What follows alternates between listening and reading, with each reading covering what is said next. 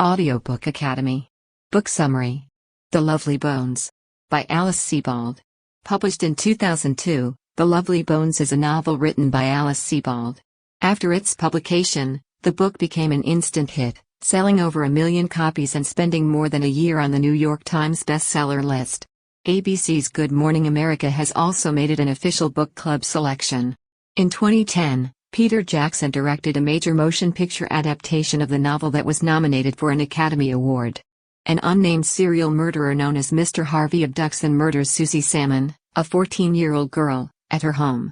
As a ghostwriter after her death, Susie tells the story of her family's grief and growth in the book she narrates from the beyond. As her killer continues about his day-to-day routines, Susie emerges in little ways to keep an eye on him. In the end, Susie comes to the conclusion that she must let her family go because they have finally let her go and forgotten her. However, she witnesses the death of her killer in an accident and the souls of the women he has slain celebrating his death before she commits herself. The narrator, Susie Salmon, discusses a snow globe her father owned as a youngster in a brief epigraph at the beginning of the book. Susie was worried about the penguin in the snow globe because he was all by himself, but her father reassured her that the penguin had a lovely existence because he was locked in a perfect world. Susie was touched by her father's words. Susie tells her name and the date of her murder in the first paragraph of the chapter, December 6, 1973.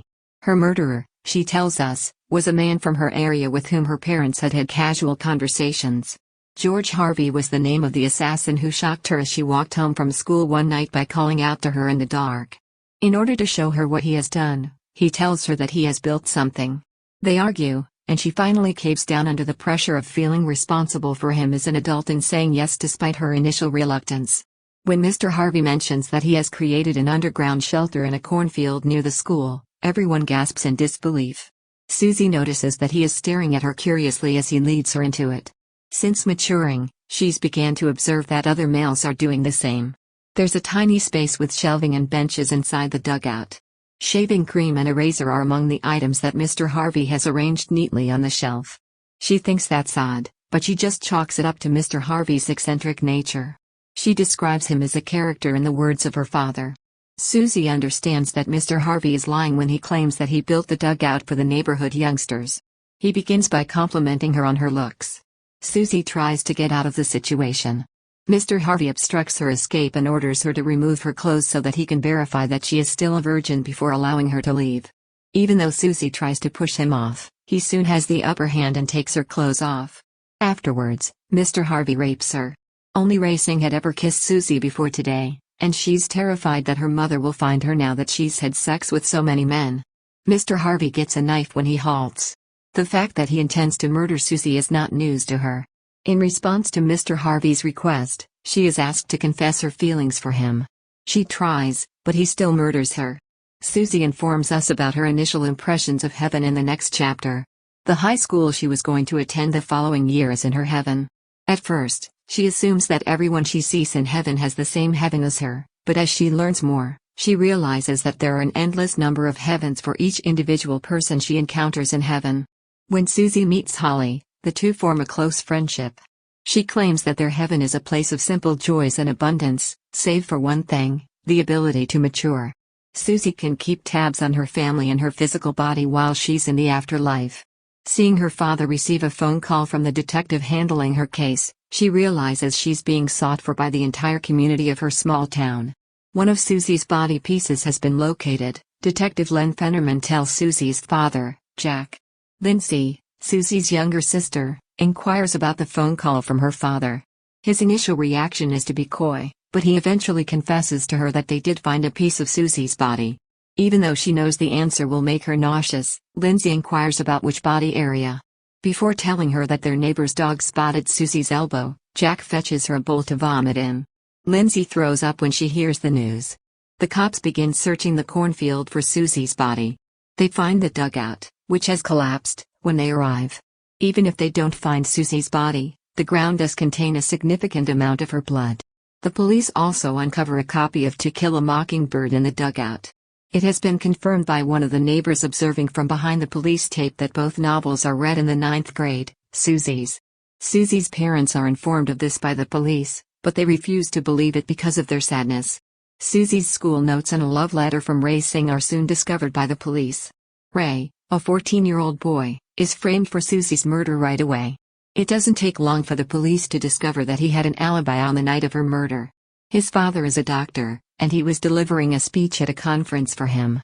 Susie, who is looking on from above, is getting upset since she can't do much to help the police find Mr. Harvey. As a result of her acceptance that she will never see her family again, she discovers that she misses them less. Nevertheless, she misses her beloved dog Holiday. When Len Fennerman visits the Salmons, he informs them that the police must proceed as if Susie is dead because there was enough blood found in the ground. This is not the only item of clothing they will receive from him. Her mother had created the hat for Susie, despite her reluctance to wear it. Detective Fennerman apologizes to the Salmon family for using the hat as a prank. It is difficult for the Salmon family to come to terms with the detective's departure. Grief engulfs each member of the family in their own unique way. Buckley, Susie's 2-year-old brother, is the youngest of the 3 siblings. For the duration of this period, he lives with a family friend. Parents Susie's grandma Lynn also decide to phone and tell her of the news. Lindsay resolves to return to school early since she is fed up with her grief. The principal wants to express his sympathies to her, so he summons her to his office. She snaps at him, angry, and demands to know what she's lost. For years, Susie has felt compelled to live up to the name Lindsay was given when she was placed in a gifted and talented class. Every evening, Susie observes, Mrs. Bethel Utemeyer plays a duet with herself on the violin and Holly on the horn in Susie's Heaven, where there are many dogs running around. It's called Evensong by Susie. Susie tells us about her final moments in the next chapter. When someone dies, their soul leaves the body and flies up into the heavens, according to her belief. The soul can sometimes touch a living person as it travels to the other side. According to her, on her route to paradise, she had a chance encounter with a student called Ruth Connors, who was standing in the school parking lot with her fellow classmates. Ruth is haunted by the memory of this incident and finds it difficult to move on from it. In her mother's ears, she tells her it was like a dream, but too real. Her mother thinks she's just imagining things. In her younger years, Susie recalls helping her father create ships in a bottle as a family pleasure. She was his first love. Susie's father gathers all of the ships they built together and shatters them all on the ground. Susie's face is shattered by the pieces of glass as a result of this. In his wrath and despair, Jack walks to Susie's room and intends to devastate it, but he only has the energy to sob into her bedding. Buckley enters the room and Jack screams as he cradles Buckley in his arms. From above, Susie sees Mr. Harvey burying Susie's body and catches him in the act. She is dismembered by him and stuffed into a sack. As a result, a bloodstain is left on the floor of Mr. Harvey's basement. There are so many questions that Susie has about Mr. Harvey and the previous girls he has murdered. In order to make it easier for the bag containing Susie's remains to sink, Mr. Harvey transports it to a sinkhole in the safe of a large heavy metal safe. The jewelry Susie gave him is still in his pocket when he gets home. Throwing the bracelet into a man-made lake at a building site, he continues on his journey. Susie's initials are engraved on a Pennsylvania Keystone charm. His bedside table is likewise stocked with the knife he used to murder Susie. When Mr. Harvey learns that a tribe in Mali makes a unique type of outdoor tent, he becomes intrigued. When he tries to build one in his backyard, Jack sees him and rushes over to help. When Jack is unable to receive any answers from Mr. Harvey regarding Susie's death, he begins to have doubts about him. Detective Fennerman receives a phone call from him.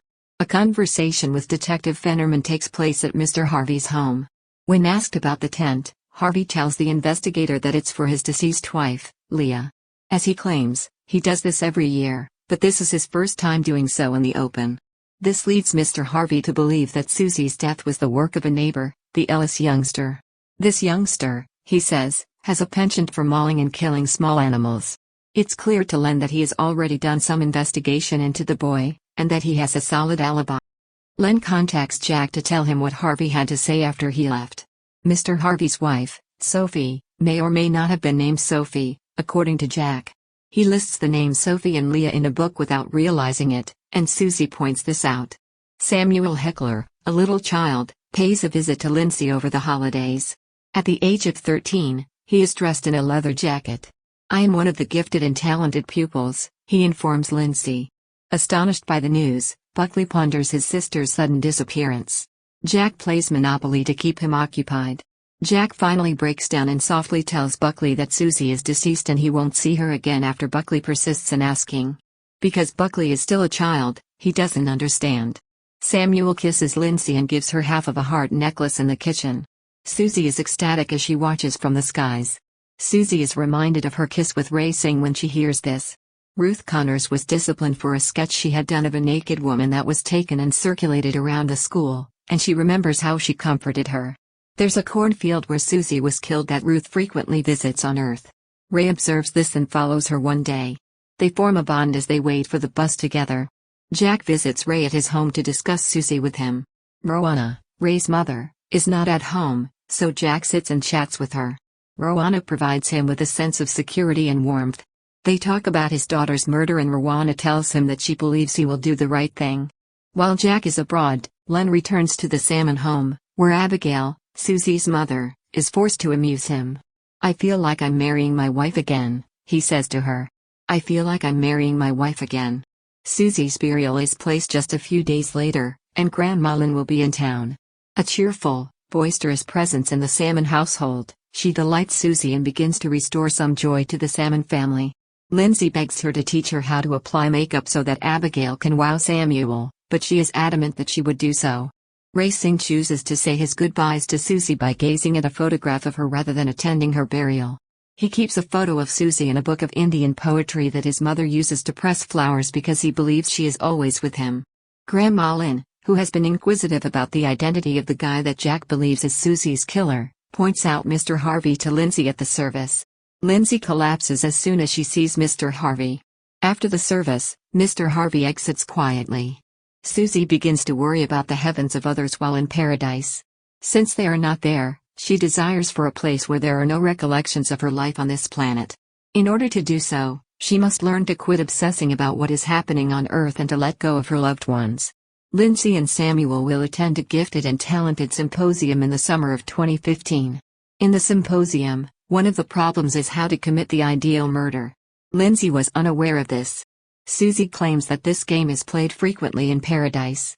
Using an icicle as a weapon allows her to leave no evidence of how the victim was killed. When Lindsay gives up her virginity to Samuel at the symposium, Susie contemplates the fact that Lindsay has now achieved a level of maturity in her life that she will never achieve. Mr. Harvey's culpability is on Jack's mind at the Salmon residence as he mulls over evidence. Mr. Harvey's guilt is a mystery to Abigail, who prefers to believe what the police say. It's been months since the police found out about Mr. Harvey's role in Susie's murder, and he hasn't been bothered. He counts the trophies he's amassed from his victims over the years every night before he goes to sleep. They're insignificant trinkets like a pair of spectacles, a shoe heel, and a cartoon character-shaped eraser. In contrast to Mr. Harvey, who has lost track of his victims' names, Susie has a comprehensive list of them all. The little animals that the Ellis kid was accused of killing were actually killed by Mr. Harvey, as Susie learned. Mr. Harvey kills small animals to keep himself from killing a child, according to Susie's theory. To address his persistent phone calls regarding Mr. Harvey, Len Fennerman pays another visit to the Salmons in August. Jack catches a glance between Len and Abigail at this point in the conversation. That night, Jack sees a light heading into the cornfield and assumes it's Mr. Harvey because of his appearance. His pursuit of Brian ends in the accidental death of another girl named Clarissa, who was waiting to see her boyfriend Brian. Brian injures Jack with a baseball bat, believing that Clarissa is being sexually assaulted. Abigail and Lindsay leave Buckley in the care of a family friend so they can rush to the hospital to see him. Lindsay sings to Jack while he is still in a coma, and he responds by nodding his head in agreement. Len is summoned to the hospital by Abigail, who has called him. In the end they wind up kissing on a balcony because of his actions. Not even when she sees this, Susie is enraged. For example, Abigail has a master's in English and many other accomplishments, but she has always thought that her mother was hindered by Abigail's siblings. While her mother and Jack were happy before having children, she grew apart from them and Jack became closer to them once she was born. It takes a long time for Jack to recuperate from the knee surgery he needs following the tragedy in the cornfield. When Lindsay goes to school in the fall, she is shocked to learn that the town's residents believe her father is insane. Buckley is starting kindergarten this fall. Abigail no longer seems to be a part of Jack's life. The fact that Abigail spends so much time thinking about Len doesn't make her love him any more than a distraction from her problems. They chat about Mr. Harvey and Lindsay questions why he is not in custody yet. That is not the case, according to Jack, and they must first gather evidence against him before he can be detained. Jack prohibits Lindsay from breaking into Mr. Harvey's residence when she makes the suggestion. However, Lindsay secretly thinks her father needs someone to do this for him, and she agrees with him. While training for soccer with the school team in November of that year, Lindsay ran laps around her neighborhood. As she does this, she keeps an eye on Mr. Harvey's residence. Once she fakes a cramp and waits until the other students have finished their work before continuing. She infiltrates Mr. Harvey's home via a window in the lower level of his residence. Susie keeps a watchful eye on things and soon realizes that everyone who was harmed by Harvey is present in the house, as well. The dugout sketches in Mr. Harvey's sketchbook, which Lindsay discovers as he pulls into the driveway. He sees her fleeing through a window, but she manages to tear out the page and escape. To prove to her father that she is on board, Lindsay rushes home with the sketch and hands it over to him. He makes a police report. Afraid of being discovered, Mr. Harvey buries the knife he used to murder Susie and the trophies he collected from his victims, except for the charm he stole from Susie, in a hole he dug in the basement's foundation. A thief has broken into his house, and he contacts the police to report it. After responding to Mr. Harvey's call, the police tell Jack that Mr. Harvey consented to their search of his home and that he had no objections to it. They liked him because he was friendly and genuine. According to the police's descriptions of where Susie's body was located, he recently drew the dugout depicted in his drawing. Immediately as the cops depart, Mr. Harvey picks up his belongings and heads out of the residence. A candlelight vigil is held on the anniversary of Susie's death by a large group of students and friends from the neighborhood. Except for Abigail, who refuses to join, the Salmons gather when they observe the gathering. Abigail moves to New Hampshire the next year. That fall, Grandma Lynn calls and informs the family she is going to live with them for a short period of time to help with the children. In order for Jack to keep her safe, he must allow her to sleep in Susie's former room. Mr. Harvey has been missing for a year, and the police have uncovered nothing to suggest he is still alive. His involvement in Susie's murder has now been widely accepted by those in the area. In the cornfield, Len Fennerman discovered an old Coke bottle with fingerprints from both Susie and Mr. Harvey. After a while, Abigail decides to relocate to the state of California, where she plans to work at a winery. But even though she is away from her family, she still finds it difficult to shake her grief. She writes them postcards from the road. Susie is concerned that Ray Singh, who is attending Penn State, is working too hard and not having enough fun. Ruth moves to New York City after graduation. Mr. Harvey continues to evade capture throughout the rest of the 1970s as Susie follows him. Susie's Pennsylvania Keystone charm is discovered in Delaware in the early 1980s. However, Len decides not to call the Salmon family because he wants this matter closed. Holiday shows up in Susie's heaven one evening during evensong. In a gentle death, he ended a long earthly existence. He knocks Susie over with his excitement at seeing her. Lindsay and Samuel celebrate their graduation from college together, but a rainstorm forces them to stop their motorcycle and spend the night in an abandoned home. Samuel is so taken with the house that he decides to make an offer on it. He also asks Lindsay to marry him, and she accepts. Back at the Salmon abode, Jack frets over Lindsay and Samuel's possible tardiness and obsesses over the penguin snow globe he received for Christmas. A consoled Buckley holds his father close. For the sake of Jack, Lindsay and Samuel sprint home on foot. When they tell Jack they're getting married, he's overjoyed. Before she vanishes, Buckley sees Susie in his mind's eye throughout the celebration. Soon after, Buckley and his father get into an argument over who gets to keep Susie's possessions. As Buckley points out, Jack acts as if Susie was just his to mourn, and he thinks he hears a voice instructing him to let go during the struggle. His condition rapidly deteriorates, and he is rushed into an emergency room where he is diagnosed with the symptoms of a heart attack. Watching her father in the hospital makes Susie feel conflicted. His death would be a way for her to see him again. Buckley begs Susie's spirit not to let him die since he feels bad about upsetting his father. Susie is reunited with her grandfather in heaven, where she visits a place she has never seen before. They dance like they used to when she was a kid, with her standing on his feet. Her grandfather leaves after the music ends.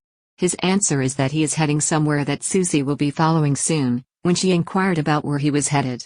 The news of Jack's heart attack brings Abigail back to town. When she arrives at the airport, Lindsay, Samuel, and Buckley greet her. Because it's been so long since she last saw them, They're unfamiliar at first. In contrast to Buckley and Lindsay, Jack is delighted to see his mother. Abigail and Jack confess to seeing Susie around them all the time, so they have a conversation about it.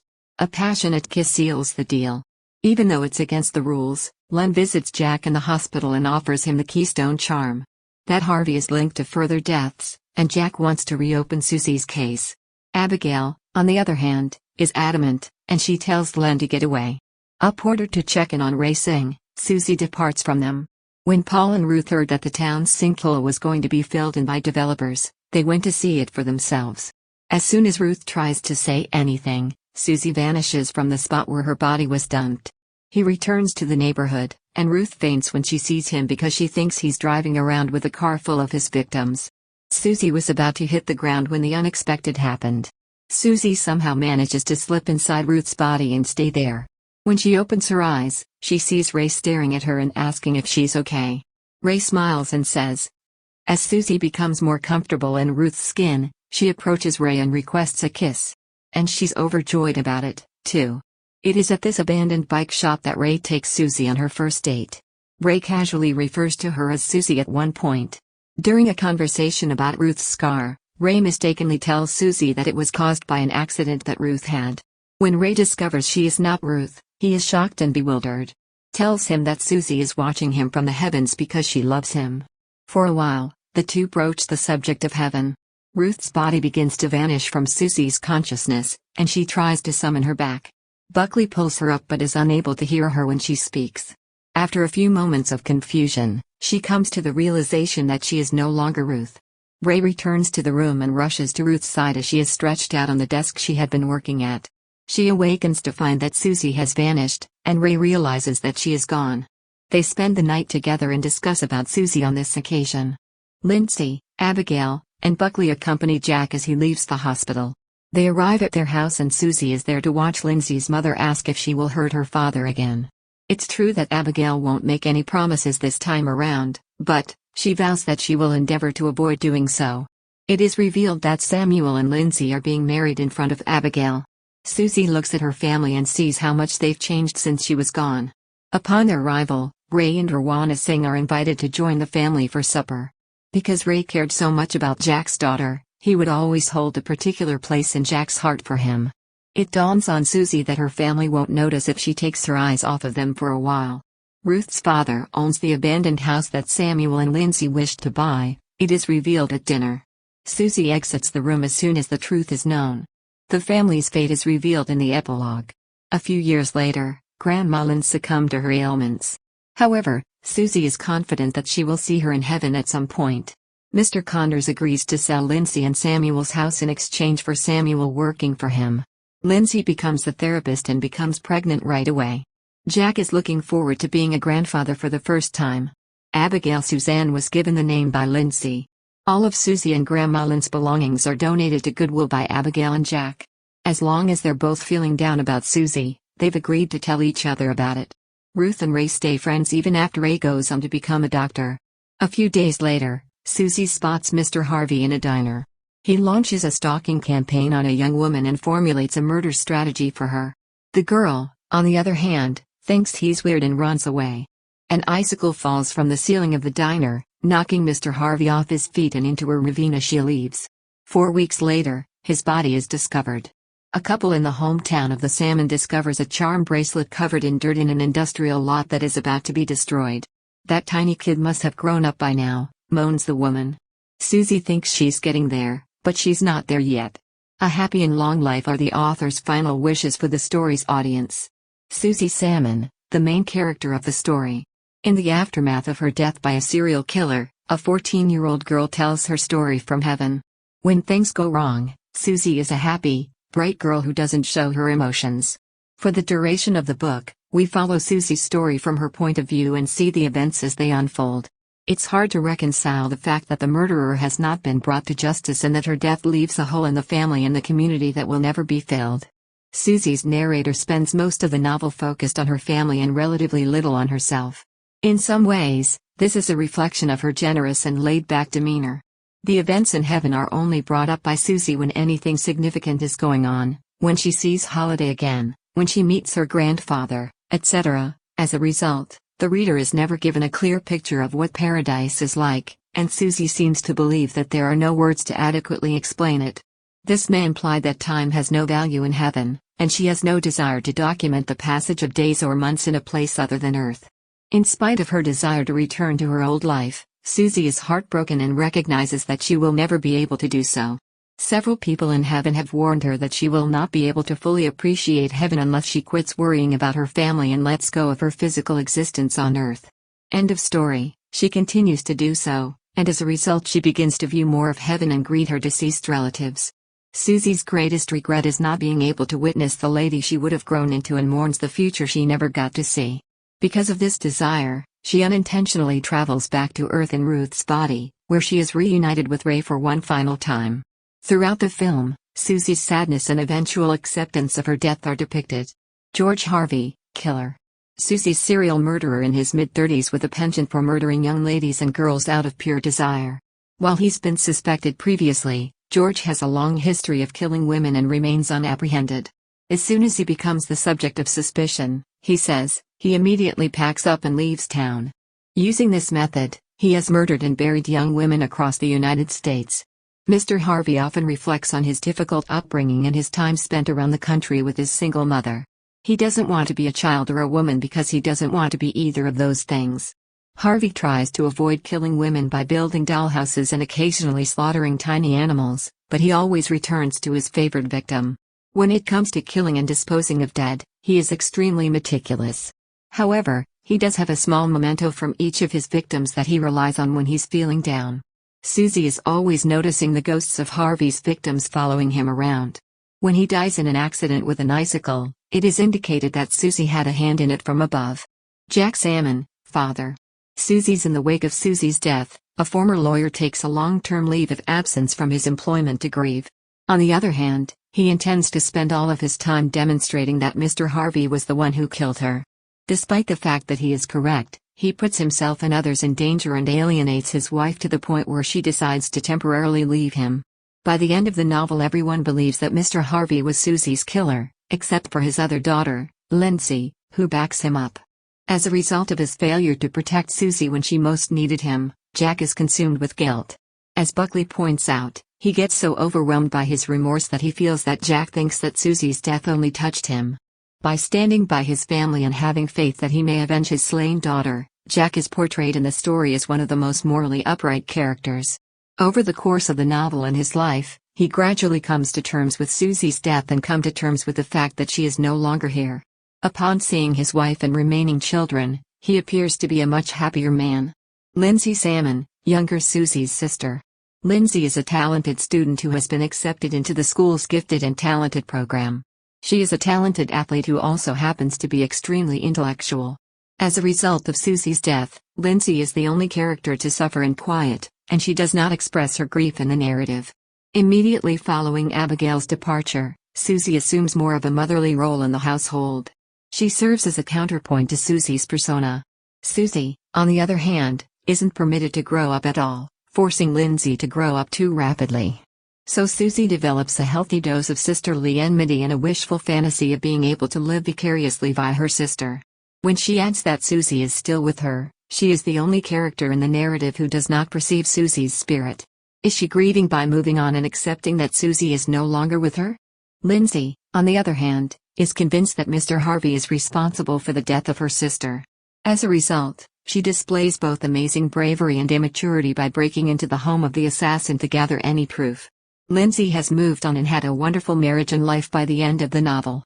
However, by naming her daughter after her sister, she expresses her affection and respect for her. Ray Singh, a fellow classmate of Susie's and the boy that she had a crush on before her death.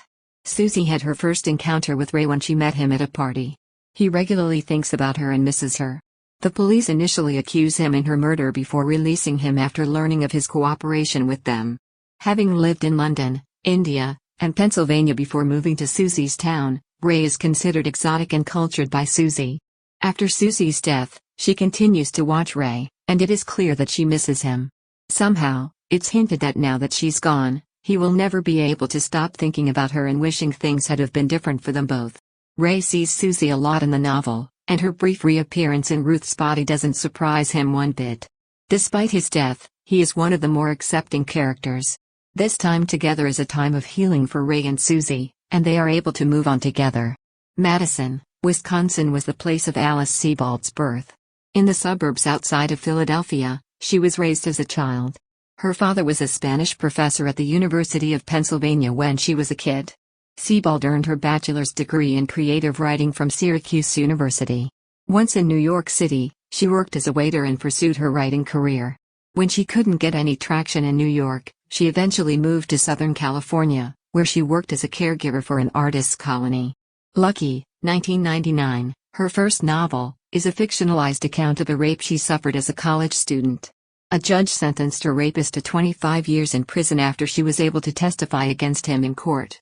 According to a police officer, she was lucky to be alive on the night of the rape. The Lovely Bones, Sebold's 2002 sequel to Monsters, was originally conceived as a narrative about the rape and murder of a teenage girl. The novel was an instant hit, and Sebold became well known as a result.